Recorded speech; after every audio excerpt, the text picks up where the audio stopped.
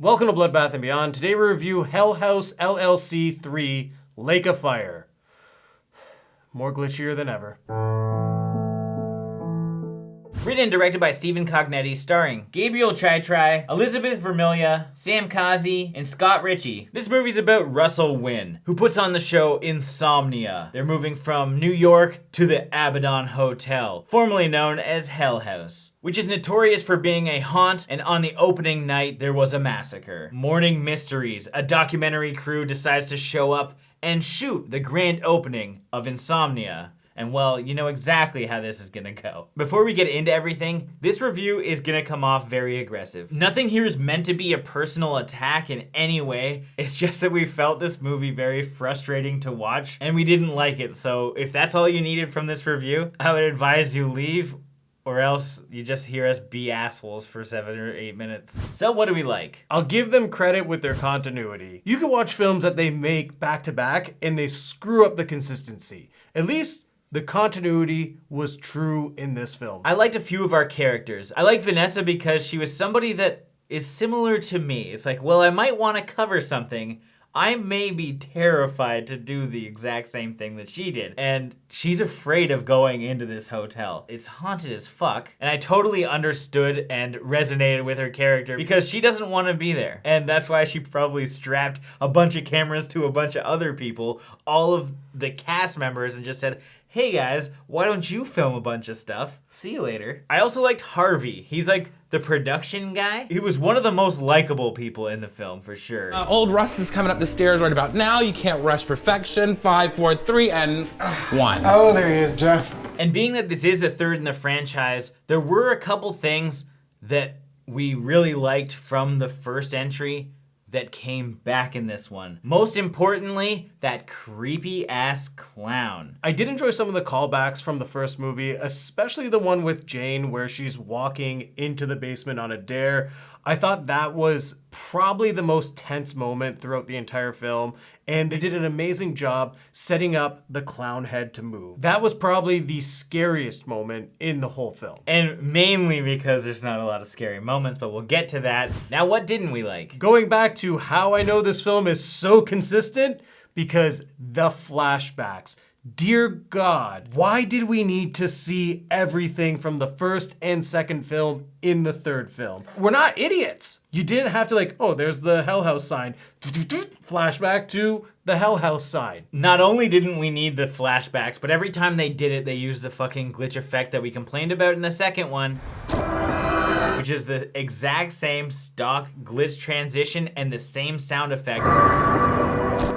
There's no reason to do these kind of flashbacks because we watched the movies. If you're gonna do a callback to one of your films, it feels so much better when the audience can point it out and be like, hey, I think that was the same clown from the first one, or that was the same room where so-and-so died in the first one. Don't show us it as if we don't know. Let us feel smart and be like, hey, I remember that. And you have so much more meaning to your film then. Picking up that piece to the Ouija, I'm like, hey, cool, that's the Ouija thing. And of course, we got these annoying ass glitch effects. Whoa, it's that guy touching the Ouija thing. And it didn't even show how the scene played out. So it's just like, okay, it showed a guy touching the same thing. That doesn't help anything. We stuck with you through 1, begrudgingly through 2. And here we are trying out the third one, and it's just flashbacks, flashbacks, flashbacks. I counted 32 glitches in the first 5 minutes and 1 second before I paused and had to make a tweet saying, this is bullshit.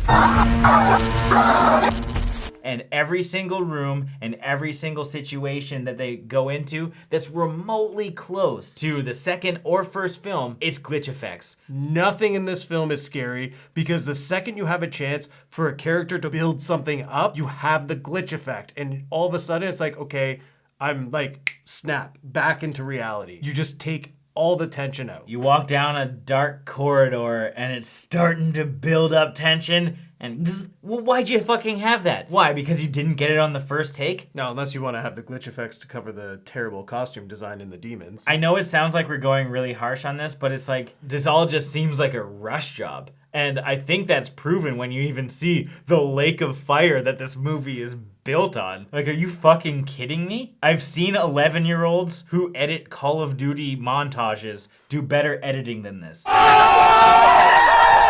it's actually mind-blowing that this is something that gets a wide release. Well, I guess it's Shudder, but I mean, Shudder is pretty known now, so it's just strange that there are so many things so poorly done by a professional team. Which brings me to the story. This didn't really seem interesting at all. I wasn't like curious as to what was going to happen because it kind of had a mix of the first and the second, but because we've seen the two of them, it then becomes predictable. And there's not one character I really care about if they live or die. You have so many people in this film who are just redoing things that you've already seen, but you know what's going to happen. Everything comes predictable, even to the point where what was going to be one of the bigger scares with them doing the lighting test, you knew what was going to happen. This film was just too predictable and not scary. And it's not even because of like a budget size, honestly. A lot of the issues here that we have could be fixed in editing. Sure, there wasn't as good of a story, and we would just talk about the story if that was the case, but this is an editing issue. From the glitches to even showing all the flashbacks, the tension in long hallways, and even predictable scares. All of these things could have been addressed in the editing room. So I don't know if it's the editor, I don't know if it's Stephen Cognetti saying, hey, no, it needs to be like this. I don't know if it's Shudder or some other bigger executive producer saying, no, we need like more glitches here. We need to keep the flow of it going.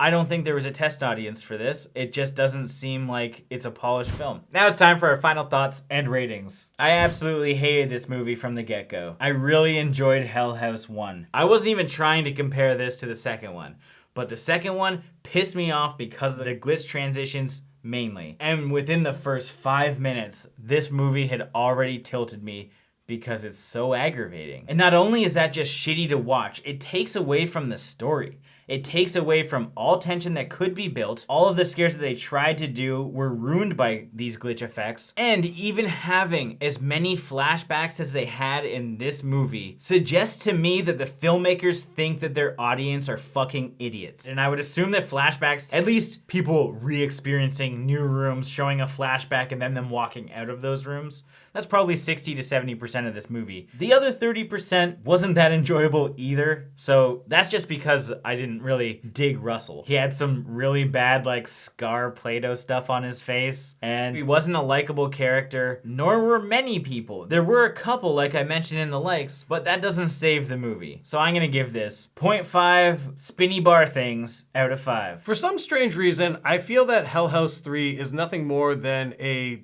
longer trailer for what could be Hell House 4. That's what this felt like to me. It was a glorified trailer. And considering how this film ended, I can see them just making the Abaddon tapes and just show all the footage that Russell had that's been hidden for years. The Hell House footage, however, was bizarre to say the least.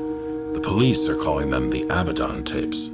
I just didn't like it. It was boring. The characters weren't likable. The transitions really take you out of the film. It's not scary. They just keep re-showing scenes that we've seen that were scary in its predecessor. I felt as though they thought we were idiots and we wouldn't get all their callbacks. But in a film like this, when the first one is so good, you want to feel that appreciation of recognizing something from the first film, and they didn't give us that. So with that being said, I'm going to give this film 0.5 dinner rolls out of 5. As always, thank you for watching. Like this video and comment below with your thoughts on the film if you've seen it. If you haven't and you do want to check it out, it's a Shudder exclusive. Shudder link is in the description. And if this is your first time here, make sure you subscribe to the channel to stay updated with everything Bloodbath and beyond.